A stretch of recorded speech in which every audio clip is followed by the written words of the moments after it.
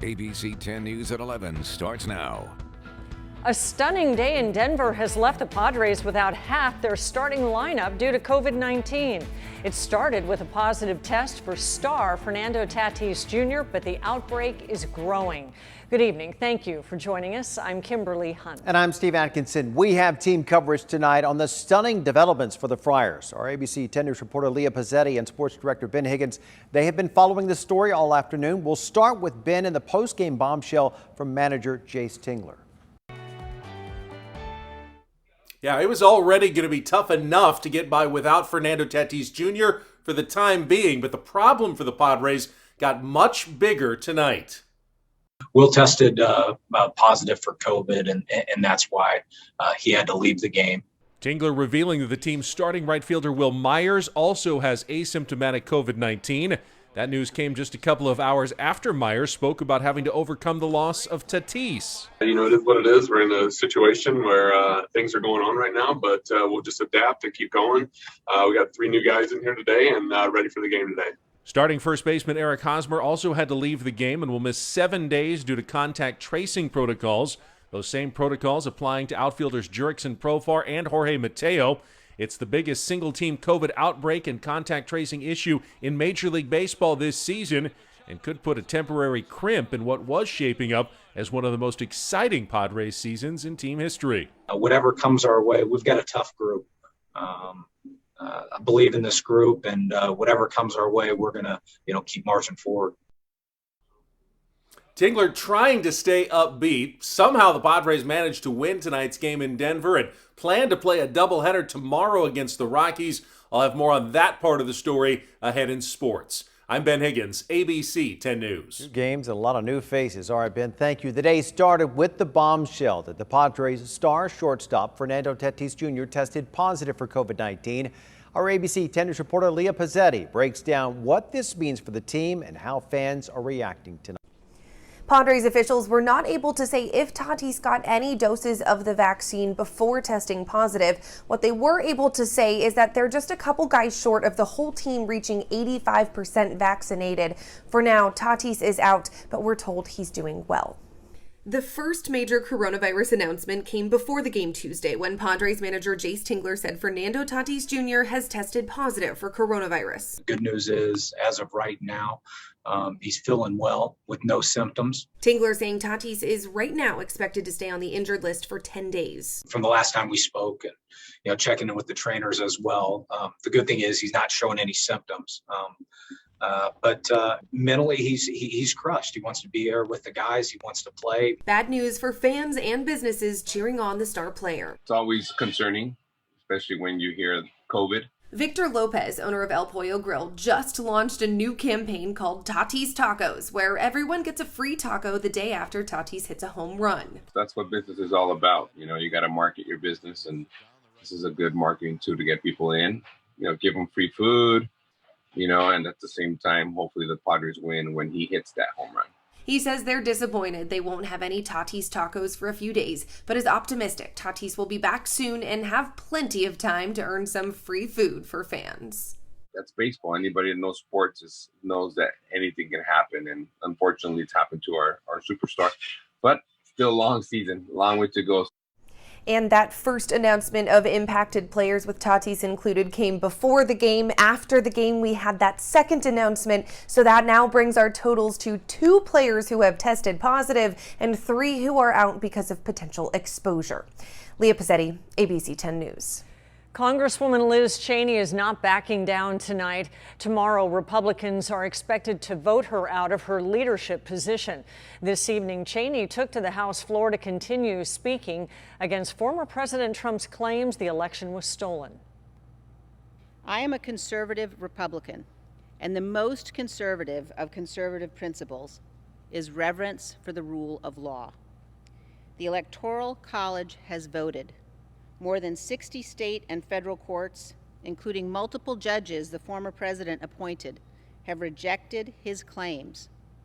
Those who refuse to accept the rulings of our courts are at war with the Constitution. The other members of the Republican leadership say Cheney's opposition to Trump's claims is distracting from their work opposing the Biden administration. Spending billions of dollars to house California's homeless. Governor Gavin Newsom laid out his plan in San Diego today. Our ABC 10 News anchor Lindsay Pena explains how his proposal centers on expanding programs created during the pandemic. Lindsay Prescott used to be homeless, but now lives at a hotel in Kearney Mesa. I got my daughter back. I'm 18 months sober. She'll be 19 months old, 22nd of this month. And I am beyond grateful. The location is part of the state's Room Key and Home Key programs, started during the COVID pandemic to help get people off the street. These programs move with a sense of urgency and focus, the likes of which we have never advanced in the state of California. Room Key provides hotel and motel rooms. Home Key provides money for cities like San Diego to purchase hotels and motels and convert them into long-term housing. Tuesday, Governor Newsom, along with local leaders, announced his plans to put more money into the programs. What we're proposing here today is a $12 billion 2-year housing proposal. Newsom says he also plans to ask the legislature to approve more money for support services to address the causes of homelessness. For board and care, residential treatment, mental health supports. Newsom's goal is to build on what he says is the success of the past year.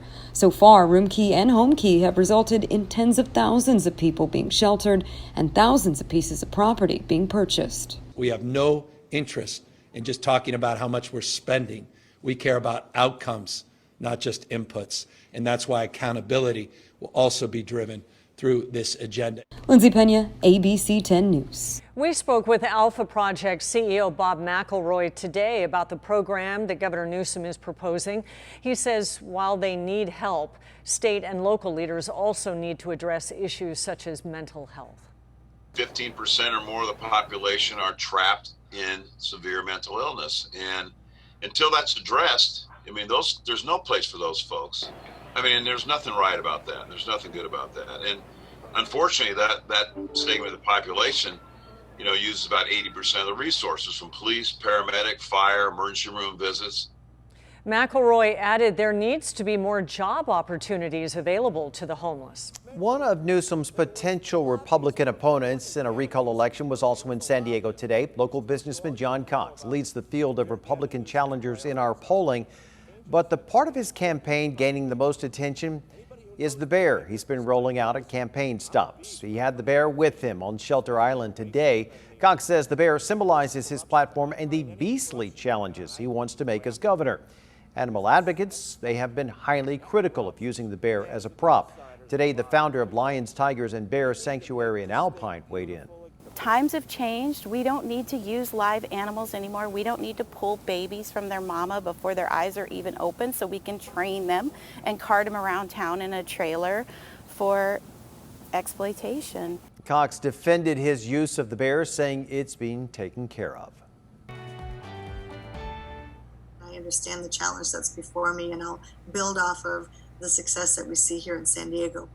San Diego Unified School District Superintendent Cindy Martin is now the nation's Deputy Education Secretary. ABC 10 News reporter Rena Nakano spoke with Martin as well as her critics about her confirmation. For 8 years, Cindy Martin was the leader in the San Diego Unified School District. Now she's the nation's #2 in education. I want to share my gratitude with our president and the Senate and really all of San Diego. The U.S. Senate voted 54-44 Tuesday to confirm Martin. The 32-year educator has been praised for producing one of the highest graduation rates in all of the state's largest urban districts. All across this fine nation, the needs are very different, but we're used to here in San Diego delivering on the hope and the promise and understanding what a good, solid public education can do for our kids. But district parent Tanya Daniels says her sons were stripped of a good public education. I think it's egregious and it's a slap on the face. Daniels is suing the district after she claims her sons were bullied and beaten at Lincoln High School.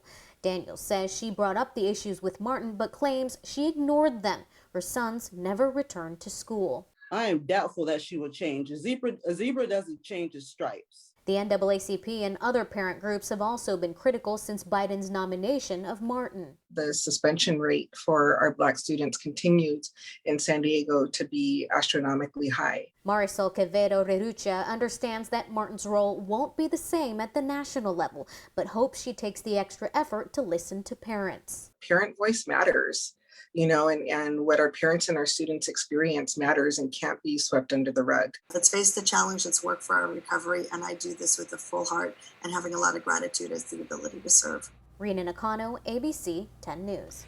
After Martin's resignation, Dr. Lamont Jackson was appointed as the interim superintendent. The district will announce its selection of a permanent superintendent by December. Police in San Luis Obispo are identifying the officer shot while investigating burglaries in the area. Luca Benedetti was killed, and Steve Orozco is expected to make a full recovery. 6 officers were serving a search warrant at an apartment last night. No one answered when they knocked, so they broke down the door. That's when someone inside opened fire, hitting the officers. Suspect Edward Gyron was later found dead.